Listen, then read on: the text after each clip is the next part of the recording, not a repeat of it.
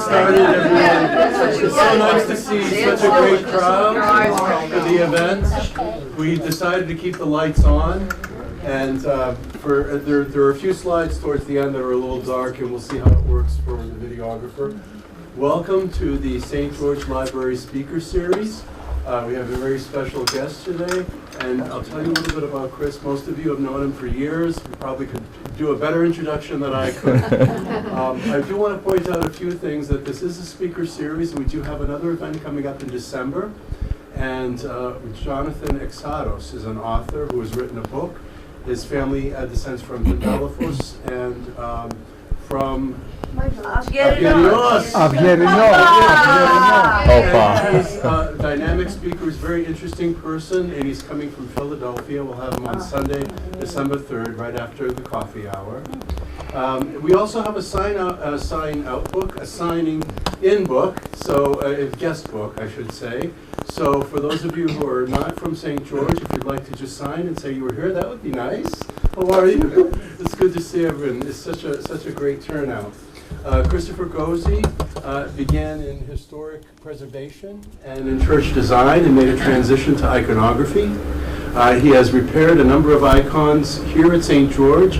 His work is displayed not just across America, but in all over the world, I think we could say now. The icons are, and his work is moving along. Without further ado, Christopher Gosey. Thank you. Well, glad to be back, and glad to see so many wonderful faces. So I will begin. Iconography, when you get into traditional creating of icons, is ruled by several things. First is symbolism in design. Symbolism in design when creating traditional icons. The features of traditional icons would be large eyes, as you can see, elongated nose, narrow mouth, long fingers, usually a pensive, peaceful, ascetic, sometimes even grief-stricken expression, but never smiling. Icons can get to the verge of smiling, but just not going there. Next slide, please. The gesture is usually towards God, pointing towards God, blessing and expressing sorrow. The previous icon that you saw, I should say, that was a glycophilusa, or sweet kissing icon. And that was done at our monastery camp last year. So we're hoping that the one that we're doing here will be similar when finished. Okay, so this image of Avram, we can see here the posture is one of dignity, gentle motion, and humility. You can also notice that the position is outdoors and is God-centered. As you can see from the rays that are coming down, he's looking up. Next slide. In this image, this is the apostle at the tomb of the Theotokos receiving her belt through the hand of the apostle Thomas. And here we see symbolically that size takes place here. You will see that the image of the tomb is overly large. It expresses a type of perspective that's not natural. And of course, you can see that age also is playing a part here, because one of the chief apostles is shown in the forefront. That would be Saint Peter. Then we have Saint Evgenia. Here we see the use of the cross. Usually martyrs are shown with the cross. And you can see here she has her left hand in an attitude of teacher, because as a monastic, she would have been one to express things of the faith. Then we have Saint Raminos, that you all know about. You can see in his hand the symbol of his composition abilities of writing hymns, and you can tell that he's a deacon because of the orarion saying holy, holy, holy, or agios, agios, agios, and then he's holding the symbol that a deacon would have, which is a container of incense. So now we have symbolism in materials and method, and in this icon you see the reigning queen. Now usually in the Russian tradition, icons are shown with a little hollowed out area. You can see it here, here, and here, and there. That hollowed out area is called a kovcheg. Kovcheg means literally Ark of the Covenant. So what do we know about the Ark of the Covenant? It contained the Word of God. And so the Theotokos contained the living Word, Christ, within her womb.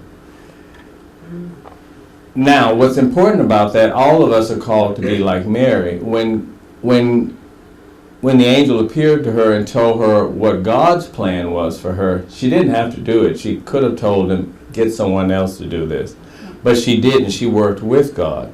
So the Theotokos here is a type of kovcheg that we're called to be. She's the symbol of the church. She's the symbol of working with God instead of working against Him. So next,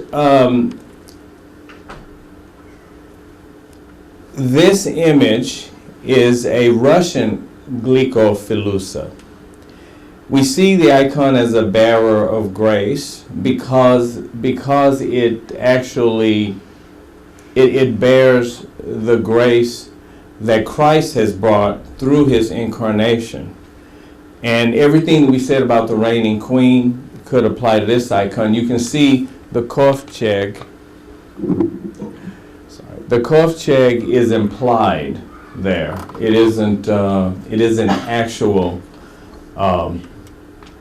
carved out space. These panels, these panels symbolize the three elements that goes into creating an icon: the wood, the rabbit skin glue. Poor rabbit. Yeah, that's why I don't believe in lucky rabbit's feet, but that's a whole nother topic for a whole nother day. And then we have the actual pigments that go into creating an icon, and also within the panel itself, the chalk. So the chalk represents the mineral kingdom, the rabbit skin glue represents the animal kingdom, and the wood represents the plant kingdom. So within the icon, we find in a small scale, or shall we say microcosm, the human body. The human body is composed of all those three elements. So the icon points to something that Father said today, that all of us are actually meant to be saints. It's just a matter of us letting God change us and allow us and allow Him to make us what we were meant to be, which was the express image of Him.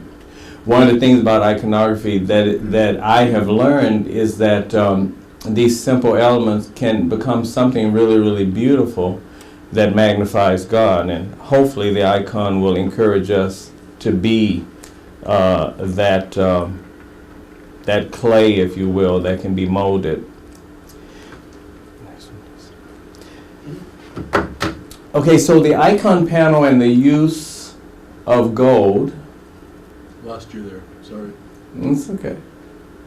It can be saved, as can all of us. Okay, let's see, so we were. Yeah, I think, yes, where the gold is laid. Oops, actually back one. There. So here you can see the icon panel with gold. And there's a little story about St. Nicholas I'll tell you now that we're talking about gold. So they're already laughing. So the first thing that goes on the completed icon panel is gold, because gold symbolizes the first created light. When God said, "Let us be light," then there was light. And as we all know, if the sun stopped shedding its rays, we would all die. So light is the precondition for life. And God being the life-giving light, we acknowledge that and know that through the icon, which, as you will see by the end of this presentation, how all these steps lead to beautiful life.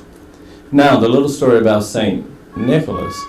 I guess there was someone way back who died, who used to go to the church. I think he was doing things on the icon screen. I think he put a little gold here, a little gold there.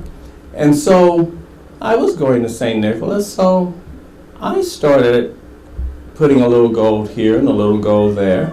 Without our knowing about it. Every time we come, we see a little bit more sun. So I think the person who's commenting now, were you parish council president? So his wife is a wonderful person, but she liked St. Nicholas the way it was, a very humble, simple place without too much flash. So every time she would come in, there was something different. She was like, "Christopher, enough with the gold." And so I said, well, Father told me I could do it. And so it got to be really funny, because I did stop using the gold, but I would tell her husband, "Tell your wife, the gold fairy has struck again." And it was hilarious. And she was really almost being traumatized by hearing it. I wasn't even doing anything, but it was funny. So anyway, that's a great memory. That was not part of the planned talk.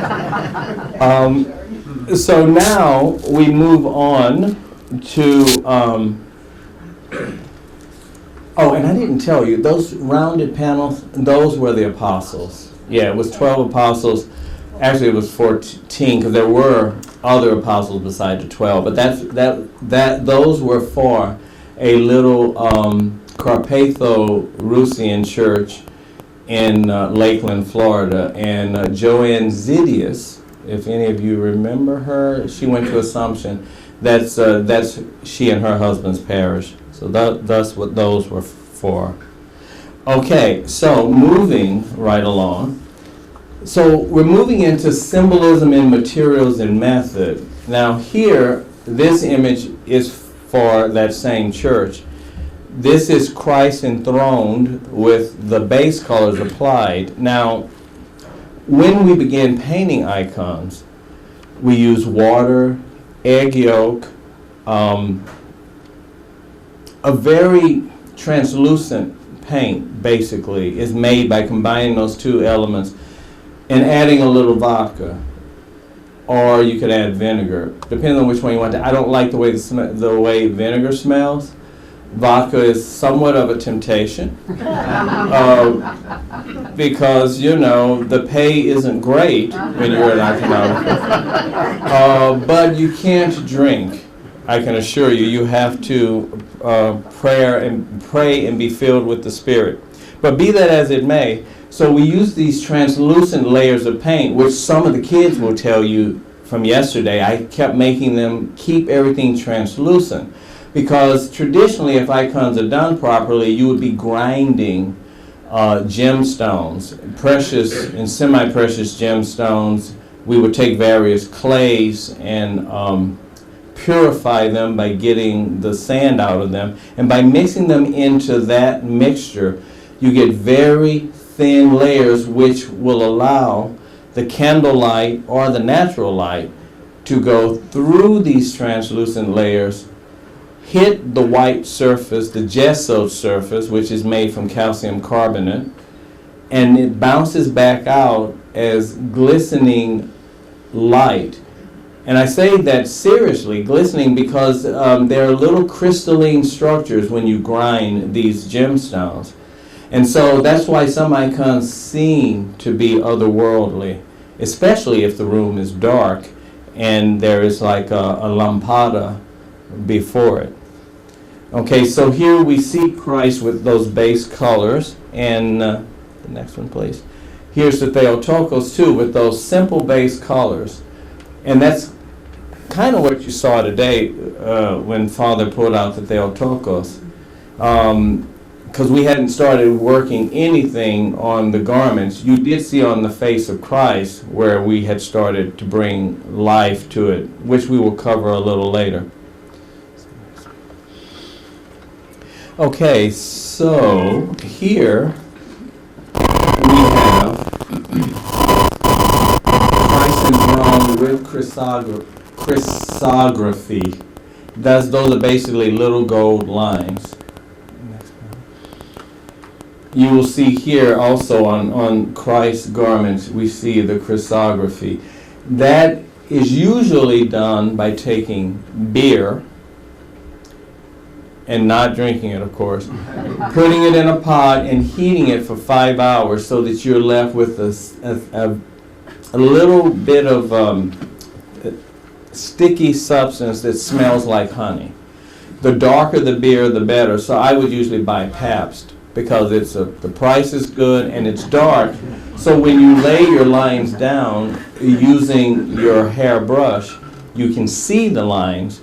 And then you would take a sheet of gold leaf, and what you would do with that gold leaf is that you would hold it in your hand, you would moisten your middle finger, pick up the gold, then go to those beer-based lines and take a deep breath from the diaphragm and go, and then pick up the gold leaf and lay it. And then moisten your lip again, pick up gold leaf and go, and do the next. And then you can get the whole thing done, and it ends up being really, really nice golden lines. Okay, next please. So here we have the face lights having been applied to Christ enthroned. Next one please.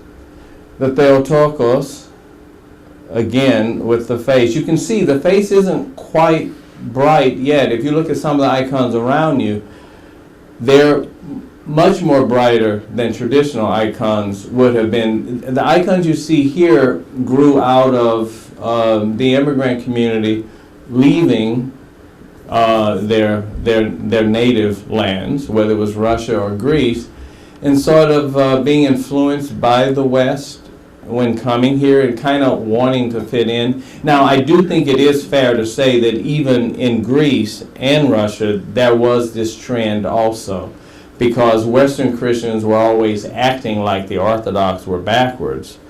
And so I think there was a desire to sort of be sophisticated, whatever that means.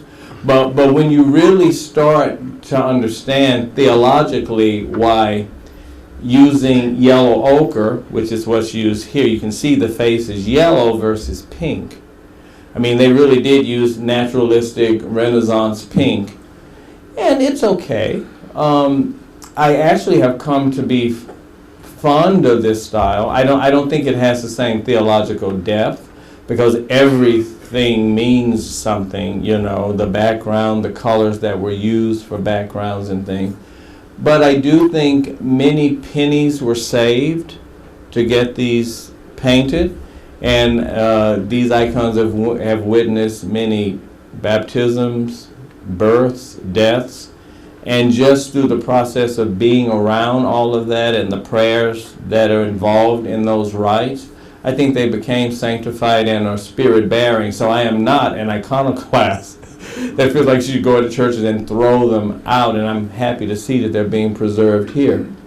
I especially begin to become fonder than when I was at St. Nicholas, because I remember when I first started going there, you know, being the iconographer, especially from an OCA background, because OCA was very strict about proper iconography and everything. So I came into St. Nicholas a little bit of an icon snob, and then left feeling like, you know, this is a beautiful church, and I hope they preserve it and just use it as an educational tool.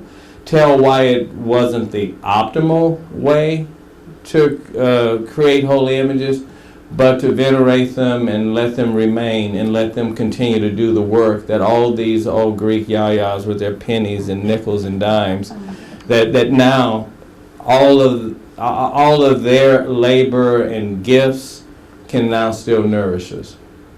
So, okay, I'm going down memory lane. Sorry. It's going to be frightening to see what happens when I'm out of my 60s and have my cane and I'm bent over.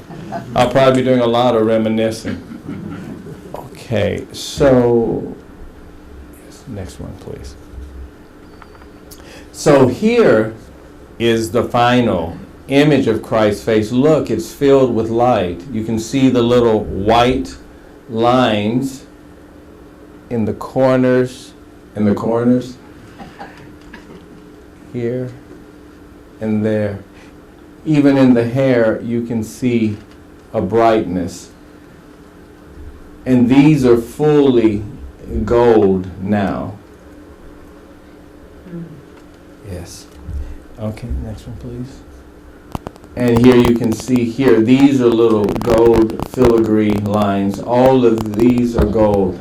I've been told by the church that these went into that people feel like it's a new church. I mean, it's an old office building that looks like a trailer that you will see in a trailer park. I didn't know they made office buildings like that, but it is.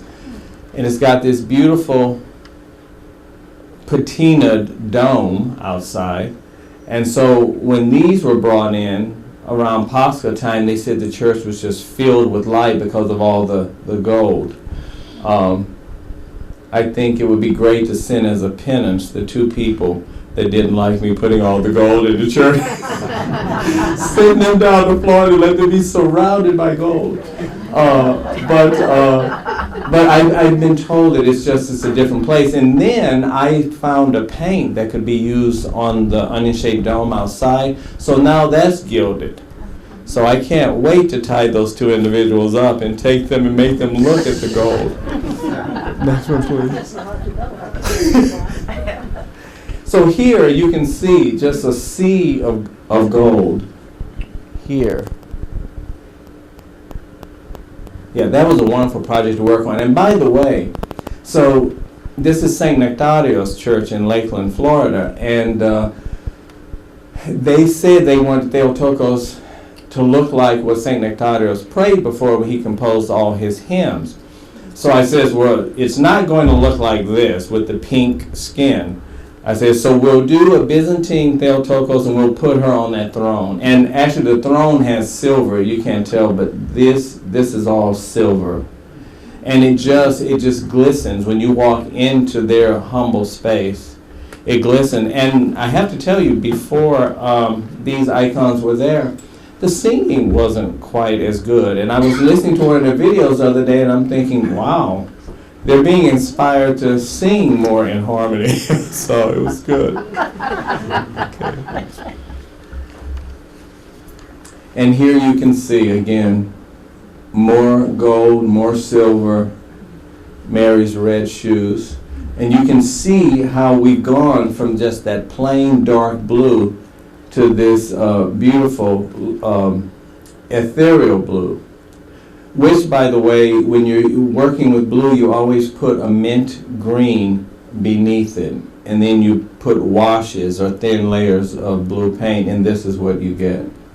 And this is known as Byzantine purple, which some people say it looks brown, but it is supposed to be what would have been used in Byzantium. Okay, so we're moving right along to restorations. Now, this was the first restoration that I did for St. George's. We had discovered the icon was torn. You can see that there was missing there, and there were a couple of other places around here that were missing. But it was all on canvas. So the first thing I did was I got some very thin particle board, and I adhered it to that using a acid-free medium. And then I filled in those spaces the best I could. It wasn't a paid restoration. And so because it wasn't, I'm going to ask all of you that go to this church to help pay. But not the way you think. I did this in memory of my mother and grandmother, because if it wasn't for them, I would not be a Christian, I'm pretty sure. They were really strong women when it came to the Lord. And my grandmother, every Sunday, when we would get out of the church I was raised in, the Church of Christ, similar to the one on Mammoth Road down the street, she would call me Ducky, because many of you don't know my first legal name is Donald. And she used to call me Ducky Donald. So after the service, she would bring me in her home, and she would pull out her big old well-worn Bible, and not beat me with it, but she would explain the scriptures to me, and she would say, Ducky, are you going to accept the Lord as your Savior? She'd do that every Sunday. I think it took her a year of many Sundays of expounding on the scriptures. So just think about her when you see this icon. She and my mom, Jewel, just pray for Jewel and Clara, because I can't commemorate them in the Orthodox Church, and it's understandable why. But hopefully all your prayers will be payment enough. Okay, so next slide. So now this has a story. So when Father Andrew was here, this corpus was back in the annex. There was like the garage part, and they had like 3 corpuses of Christ. This was the nicest one, but it was flaking. It was flaking with paint. So I asked Father, I says, can I take it? I'd like to restore it. He said, oh yeah, take it. No problem. Should I give a donation? No, don't worry about it, just take it. So my goal was to actually sort of restore it and put it on St. Nicholas's cross. That's what I was going to do, because I figured, well, it kind of fits in. It's the same aesthetic. But it kind of didn't happen. It took me many years of piecemeal restoring, and so I finally did restore it. Then someone from St. Nicholas brought this cross. It wasn't like this, though. It was just a Latin cross, and it was one that I guess they used in the early days of St. Nicholas. So that stayed in my house for a while. So eventually I made it into a proper Orthodox cross, and then I had restored all this, and then affixed it, and then I made a little back porch chapel. And so it was my custom on Saturdays to pray for all the faithful that had died in this church and St. Nicholas and Assumption. I figured, all the Orthodox in the area, just pray for them. So then when the opportunity came for me to move to the monastery, I put it on the freight truck with my other stuff, the few things I could take. And now it's in the chapel at our monastery, and it'll stay whether or not I stay there or not. It's there. They've accepted it as a gift, and I said the only thing is we have to have something on the back saying this is the faithful Orthodox Christians of this area, and they really like having it. And it didn't have a cross in the halo. I actually had to add that because we have a priest that's separate from our monastery, but he advises us on things. He's like, you have to have the cruciform shape there. So we did put that in. And this is actually my studio at the monastery. It's a portion of it. The chapel is actually just on the other side of that wall. So here's a detail, as you can see, and I just put the cruciform shape in there. You can see there, I wanted it to remain rough looking. I didn't want it to look new. You want the patina of age. And there you can see. And you can see on the original Saint Nicholas cross, the hole was down here. So I don't even know what corpus was on there before this. They just gave me the cross. And this is the final restoration that I did. I actually did some others around here that,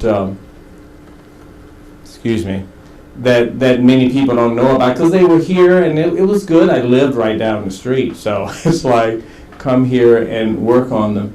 But this, can you imagine? It's as big as my refrigerator. I was like really, really surprised when they asked me to try to do something with it. Oh, and there we go. Yeah, so, I was starting to work on before I moved to the monastery, I was starting to work on some other icons for the church in Florida. So that's why this is here. I was doing everything before I left. So here you can see the condition. These are some of the areas that were missing. Okay, you can see there. Okay. And look, we have that one. And this is the person who actually painted them. Now, there's a story. If there's anyone that knows the full story, I'm hearing one story that this icon was meant for Saints Peter and Paul. Well, it was originally Father Regalis, Efthathios Regalis, had started many communities, Orthodox communities, around in America. Yeah. I want her to hear it all. Oh, sorry. Okay, Father Regalis had started many Orthodox communities, and he came to Manchester in 1921. In fact, if you know the church in Watertown, their hall, Regalis Hall, this is the same priest.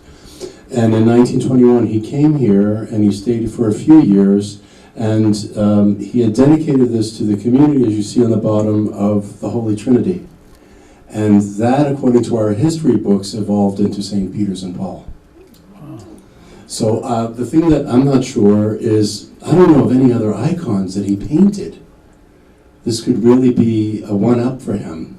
I don't know. So it's we have more investigation I think we need to do. Thank you. Thank you, because I just knew I didn't have the story. But it was very interesting getting this icon into my home and starting to work with it. As you will see, oh yeah, that's another imperfection. Okay, so here you can see I have, you can just see the length and everything of it. Okay, next one. Okay, so this is what I did. So I turned it over, then I actually patched it with linen, which is under these weights. Yeah, by the way, at my age, the young, tender age of 61, it would be nice to be lifting them to make my bones stronger. But this is what I've been using my weights for stuff like this. Because I used an acid-free glue and fine English linen, and then just patch those places, let it stay for about 48 hours, take it up. And then these are the patched places. And then I went in and began to fill them in with the appropriate color, as you can see. But so, you can go ahead. This is the monastery, I'll tell you about that later. So having that icon in my studio during these last days in Manchester, because that's exactly what it was. I was trying to get everything ready to move to Oklahoma. And I felt, well, you know, this icon has probably been stuck somewhere where it's never been prayed with. So I started praying with it, and it was really good to be in my apartment with it. It was there for a while, at least a month. And, you know, I really grew fond of it. So I'm glad she's here where she can be venerated and hopefully pray for the priest that created her. Right behind Nancy. Yeah, do you want to bring her around? Yeah.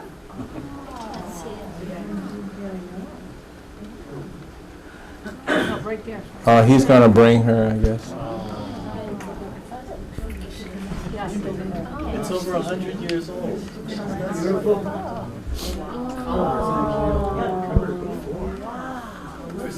we tell the story of how we found that? Sure, please.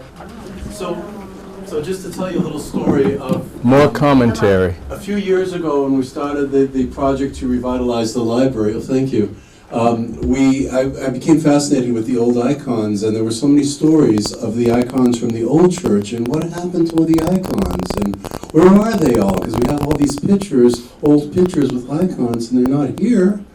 So we went on a hunt, and we found this icon in the annex building out back, facing the wall in kind of a closet. You know, it was just forgotten about. And so we pulled it out and asked Chris if he could do it, and look how beautiful it came out. It was really faded out too. He just did a beautiful job. Yeah, I was actually blessed to work on it. Okay, so we'll start looking at my monastery that I am in the heartland of America. So you can see our lake. We actually get pretty good catfish out of it, believe it or not. Where is it? It's 63 acres in Piedmont, Oklahoma. It was a discastled Carmelite convent. These sisters, there were about 18 of them. They made communion bread for Roman Catholic churches all over the country and allegedly the world. I haven't been able to confirm that, but definitely around the country. I've talked to people in this area that knew about these sisters. But their numbers were going down and they weren't getting any young recruits. So they put the property up for $6 million, which the Georgian Orthodox Patriarch kid did not pay.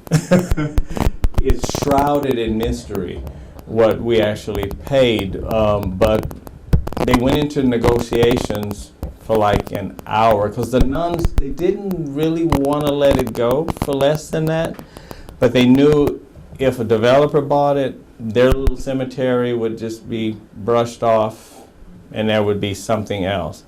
So we convinced them that we would be keeping the tradition of prayer alive, and so they sold it. And we actually do have a connection with them. One of our priest monks, Father Basil, who's a Roman Catholic convert to Orthodoxy, he goes and sees them, and they have another little property with a little lake, and they're spending their days in that way. And they'll probably they will all be buried. The last 8 that are left, they'll be buried in our cemetery. We have 4 Orthodox burials now. One is the abbot's uncle, and then we had a nice benefactor who was involved with our Norway monastery, and she was buried in a monastic way, wrapped in a shroud,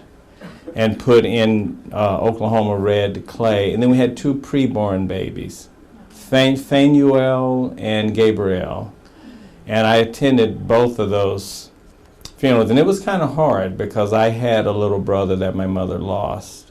And I used to beg for that little brother every morning because my sisters were very mean to me. I was 10 years after my parents weren't planning on having anyone else. And then I was the little surprise. So I used to go into my parents' bedroom every morning it seemed like forever. I said, Mama, Daddy, Jackie, and Gladys, they're mean to me. I want a baby brother.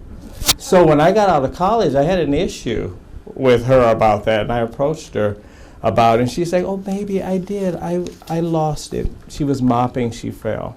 So it was a very hard thing. But anyway, this is a wonderful place. I urge all of you to hop on a plane and come to Piedmont.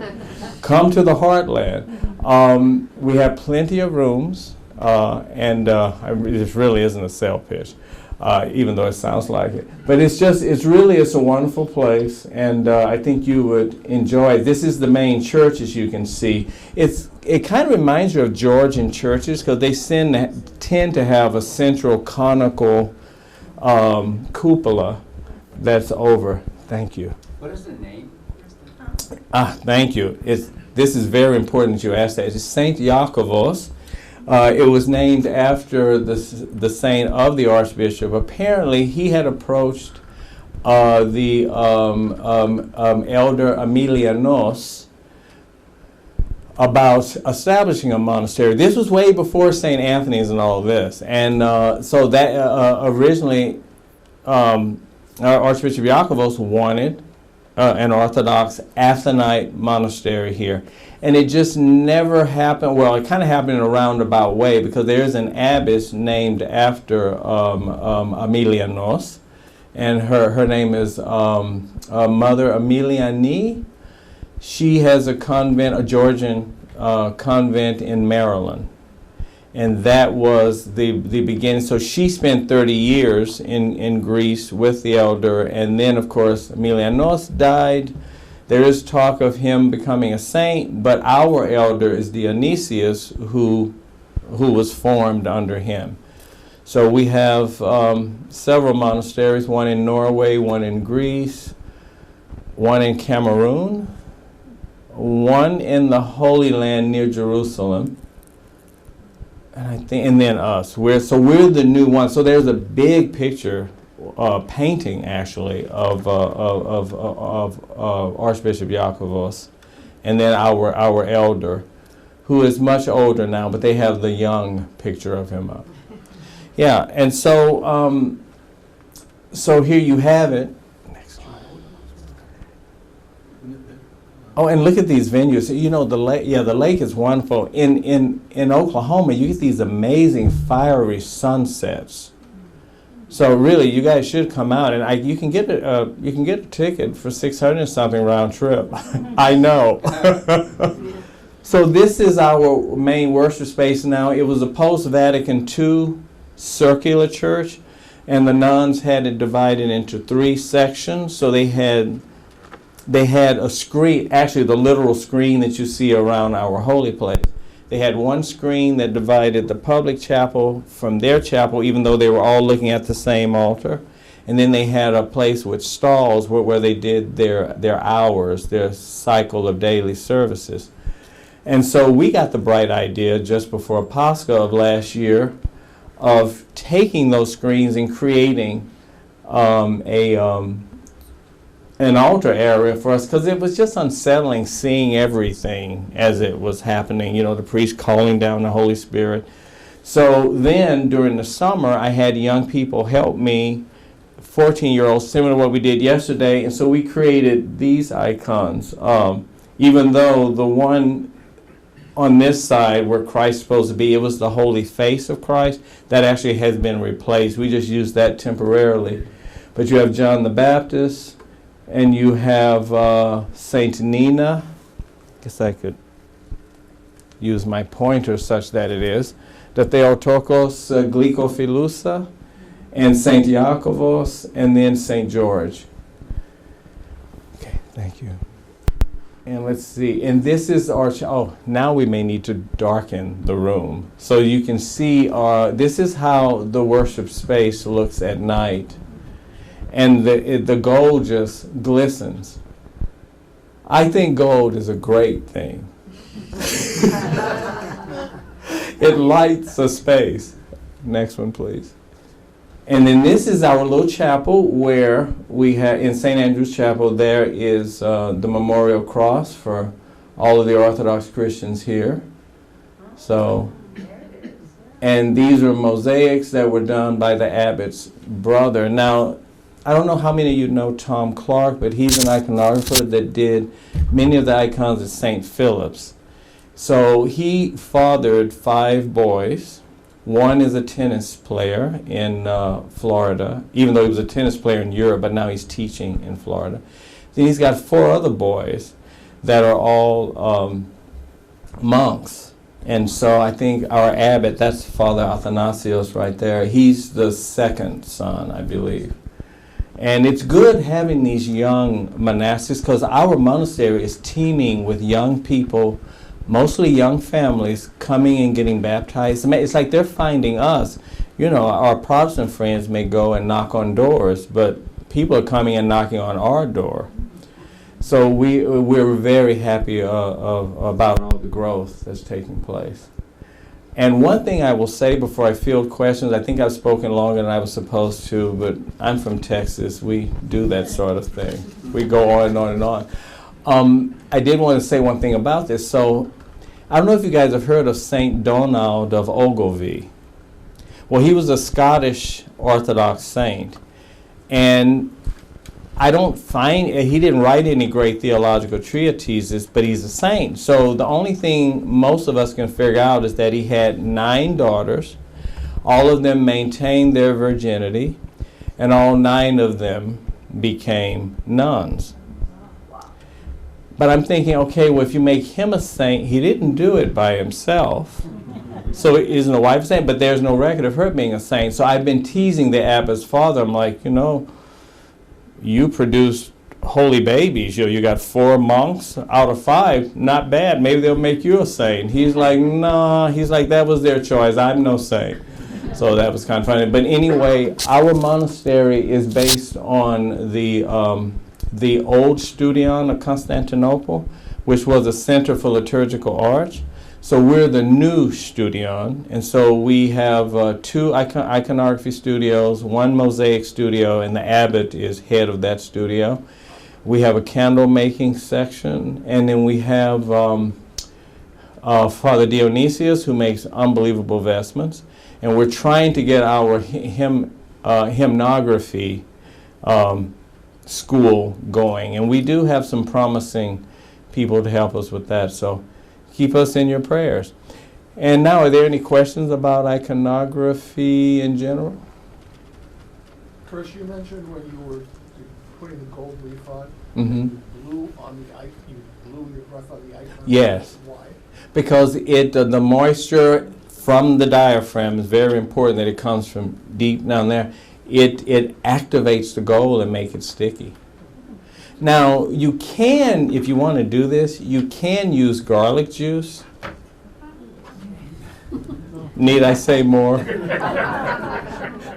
My teacher did use it once, and this patriarch, it was the patriarch of Moscow at the time, it's a different patriarch now, and he, you know how they have everything on, and he's very pravoslavnia and very dignified, and then when he venerated the icon, he came up like that, and my teacher said, never again, no more garlic.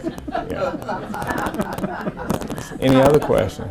I have a question. When you were describing the layers of the translucency, Mm-hmm. and you mentioned the word egg yolk. So the binder is actually Yolk, yeah, yellow. Can you Mm-hmm. describe how you kind of get to that? Like, what do you? Yeah, so you take the egg yolk after you've broken the egg, and you put it between these 2 fingers, and you have a needle handy. Oh, I'm skipping. Put the needle back down. You have to have running water, and you have to keep putting the yolk between the hands to get all of the egg white off.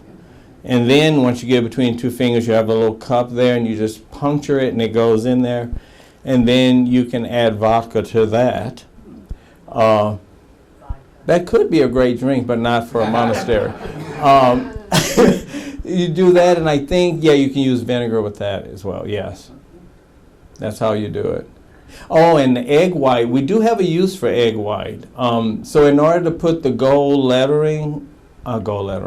red lettering on the gold, if you're using egg tempera, we don't have that problem, we were using acrylic, but if you're working with egg tempera, then you have to take the egg white, but you have to let it rot for a minimum of a year in a jar, and it stinks to the highest of places.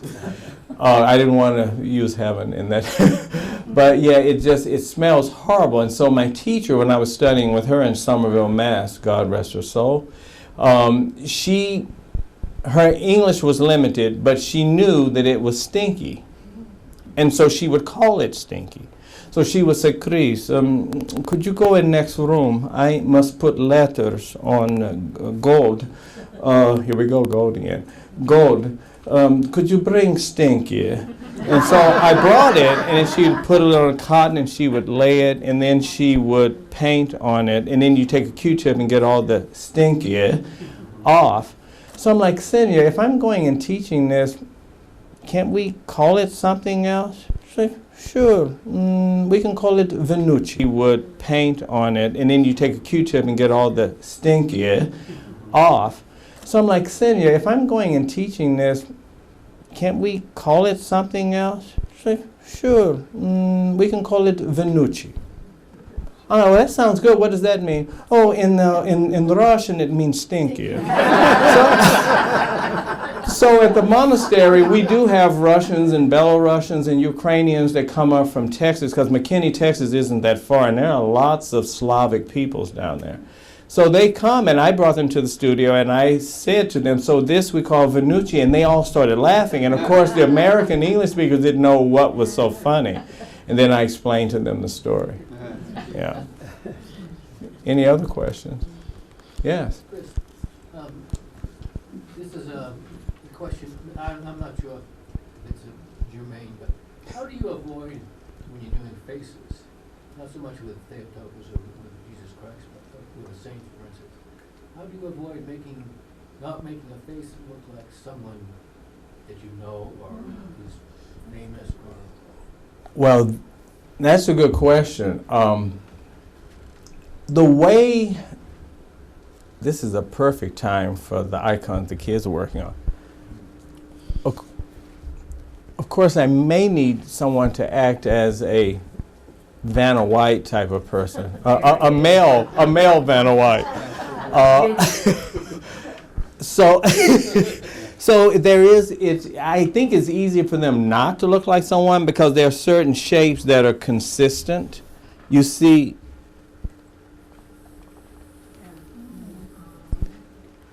this side we do both sides, but it really, you have to go out of your way to make it look like someone. And I have been told on good authority that St. Sophia's in Los Angeles is one of those places.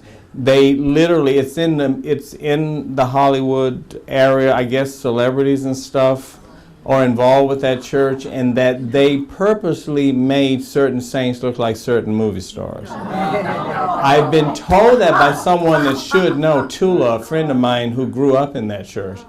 So I don't think that's good. Yeah, and these, it's going to be beautiful when it's done. This is going to look pretty much like the first slide you saw, because that was done by the same age kids. It's just that we didn't have as much time. At the camp, we had a week, and then after the campers left, I think I put a little bit more time into doing the detail, because of course I have to do the detail. But I think we did pretty good for a few hours. I mean, look, speaking of gold, I just think my friends from St. Nicholas, they're never going to get away from gold. If I'm here, gold is there. So. It's still there. So. I know y'all didn't go scrape it off. Yeah. So any other questions? Speaking of gold, how do you find this gold leaf, and is it very expensive?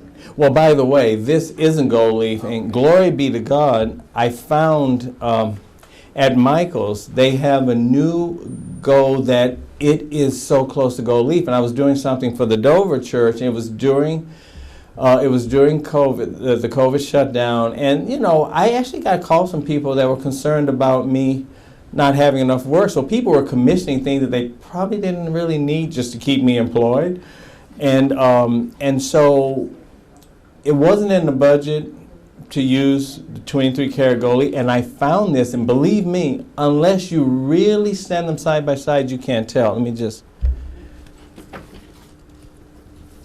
This stuff here, it is like if you get 25 layers of this, it's like a mirror. Wow. You can look and you can kind of see your reflection. It's not completely mirror-like, but you really can see the eyes, the nose, and everything. But you can only tell when you move it. Look how it shines. It's like the light of Tabor that blinded the three that were with Christ. And all the green you see, it's not going to be that green. It's going to be more fleshy. You apply a reddish tone over the green, and it really softens it. Because right now it looks a little scary. I kind of didn't want Father to show them. Like they're going to think, oh, we paid him for them to do that. Because believe me, it's going to be absolutely stunning when it's all done. Yeah. So, any more questions? I have a question about the old icons. Oh yes. It seems to me that some of the elements that you talked about today, Mm-hmm. about the lighting and the gold and the colors, they're here, but yet the icons are different. These are a little bit more Hollywood. Well, Hollywood? well, I wouldn't call them Hollywood, but they definitely. I mean, so the good news is the one. Let's see. So you have Christ standing. So the one to the left, where all the green robe, that's actually very iconographic. He pointed out a good point. That actually, if you could take the background out of it, and take some of the pink out of it, I think it would be an icon. It would be a specific style, but it's very iconographic. It's just that the coloring and the hair is a little naturalistic, whereas hair in iconography tends to be more stylized, not realistic. Yeah. But like I would pray with any of these, actually. And I love the one of Christ as high priest. Yeah, and that we found in the room. It's off the stage.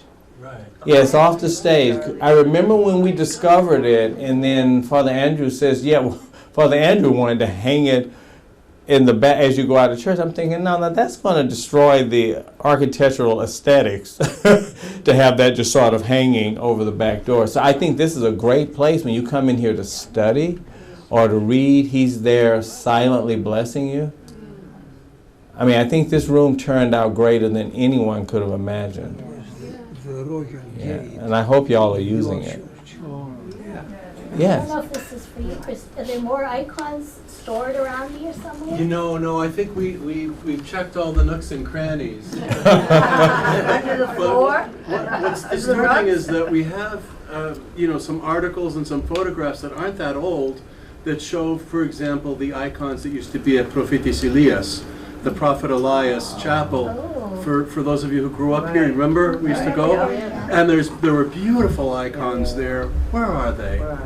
The icons that were on Pine Street. A lot of the ones that St. Athanasios is there, and the three friends sitting over there by Phil. I call them the three friends, but you know what I mean. That's from the old church, definitely. We have that. But where are the other icons? And someone said, well, they know that some people took them home. Yeah, they did. So they did, right? So I think it would be really nice at some point that we put the word out and say, please bring the icons back to the church so that they can survive and we can, be with them. Yeah, I mean, these were a lot of Greek pennies to buy all this stuff. Because, I think even back then, I don't think it was cheap to have things at this level done. So they were serious. So I sent a picture of the old church, the one with all the people like standing around, and then the ones down on the lower level. Yes. And I told him, we need to put that somewhere in the monastery to remind people, well, this is where that corpus of Christ on the cross was in this church. And he thought it was a good idea. And he has a particular connection with Archbishop Iakovos, because I think I was meaning to call him to confirm this, but I believe, don't quote me on this, I believe that his parents met through Archbishop Iakovos. I think so. I know for a fact this monastery has a special meaning to them because of their connection with Archbishop Iakovos. So, and I met him in Rye a couple of years before he died, and it left an impression on me. If anyone wants to know the story, I'll tell you privately, but it was, he and I had a conversation, and I was crying by the time the conversation was over. I'll give you a hint, though it had to do with the Civil Rights Movement.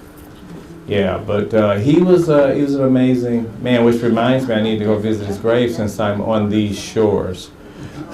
Before I go back to the heartland of America. Also for your prayer list, you can pray that all the rain that you guys are getting that you're tired of, please send it to us.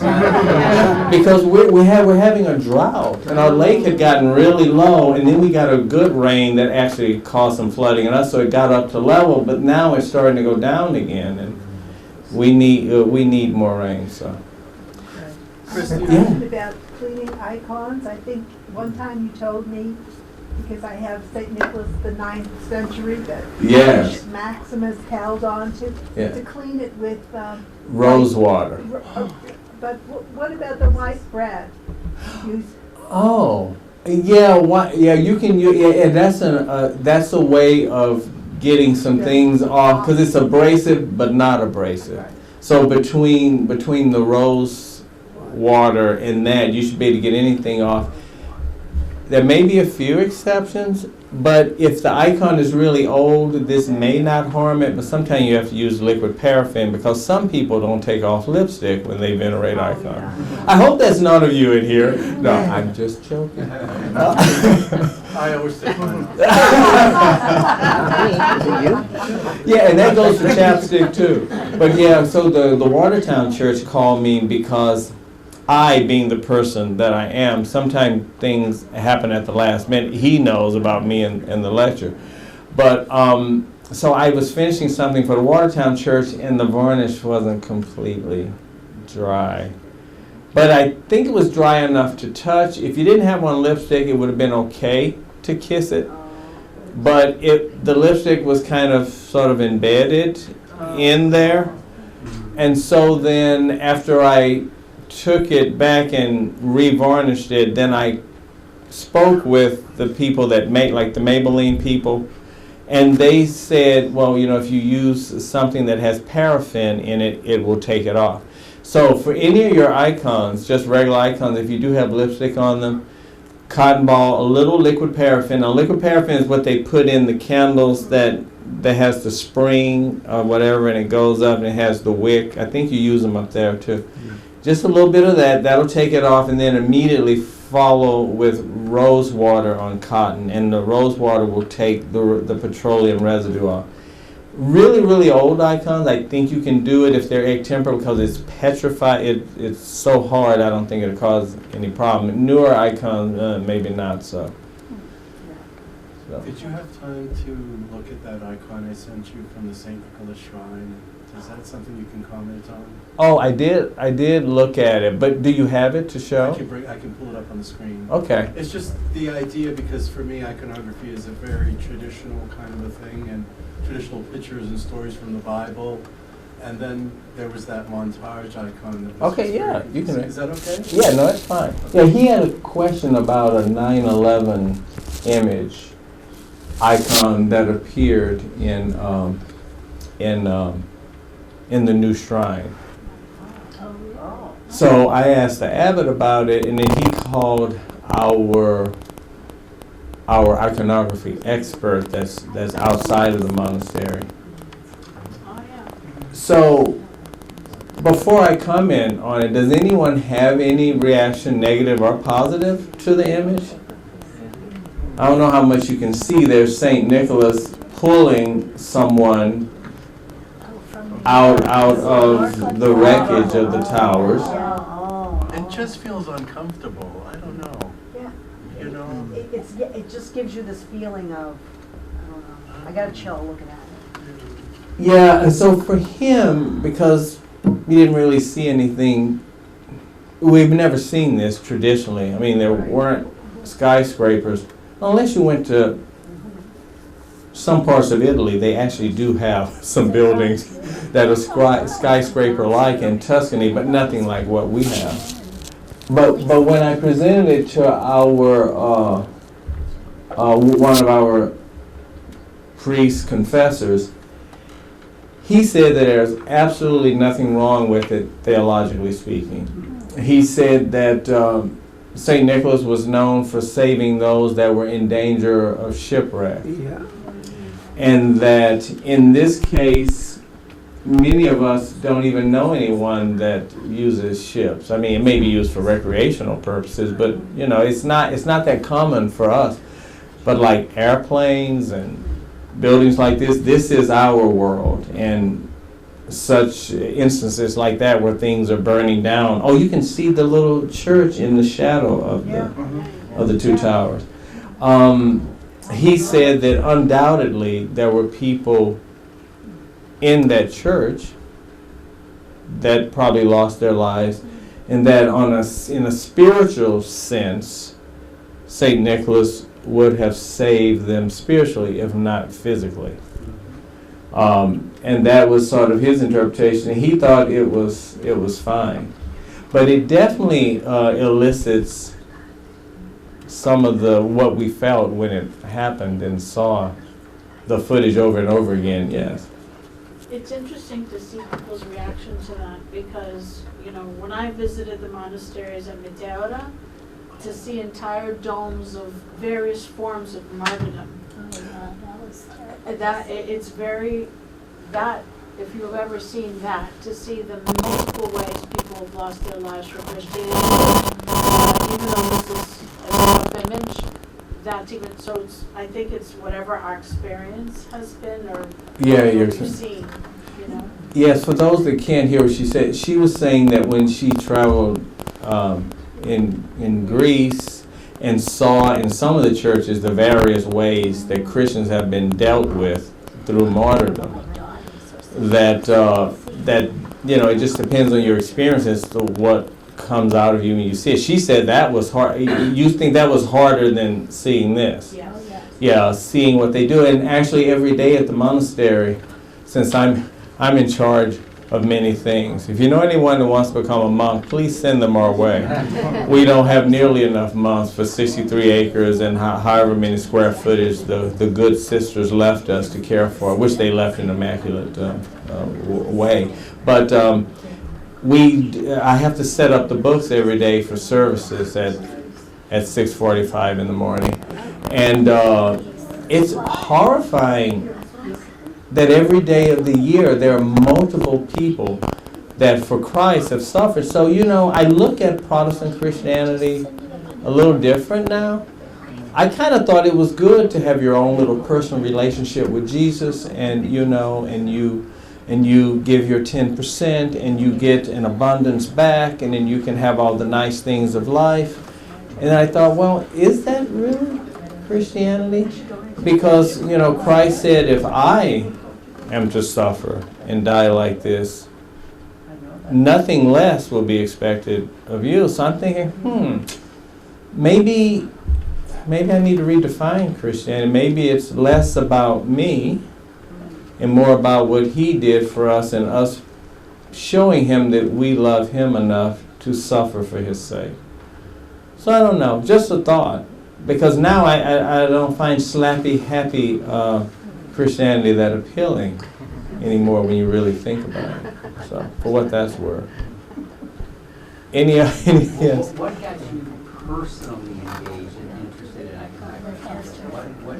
Why did it speak to you? Well, when I became Orthodox, when I was a young, tender age of, I think, 23, I came into the OCA, and I, along with 3 other people, one was an Episcopalian, one was a Lutheran, and his wife was a German donker. And I think that's like Baptists. They donk you. But so when I came in with them, I didn't know that Donald was a saint. But I never really liked Donald anyway, thanks to Marlo Thomas on That Girl, for those of you that know. I never really liked the name Donald, and thank God I go by one of my middle names, Christopher. But anyway, so I chose Seraphim of Sarov. But these other people, they chose saints that were Western Orthodox saints, and you just don't see them in Greek, Russian, or Ukrainian churches. You just don't see these saints. So one of them wanted me to do an icon of Saint Jerome for her, and because he translated the Gospels into the Latin Vulgate. So I did that icon for her using pencil color, and I pray that it is behind a thick curtain, Oh, no. and that only the eyes of the uninitiated can gaze upon it, because it was just horrible. And then there was another Western saint that I did, and I just didn't know what I was doing. Actually, did not know. They were horrifying. Trust me. But that's how I kind of got started. I started dabbling with it. Then I started going to Holy Transfiguration Monastery, which gives us most of our icons. And they have the largest collection of Photios Kontoglou's drawings outside of Greece.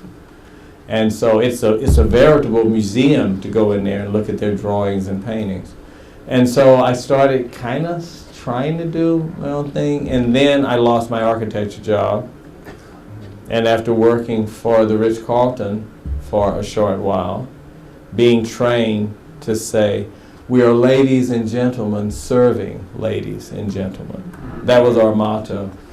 But after that subservient front desk role, because it was subservient, we had people like Countess Orsini of Sweden coming and complaining about something, and us having to say, you are absolutely right, Countess Orsini.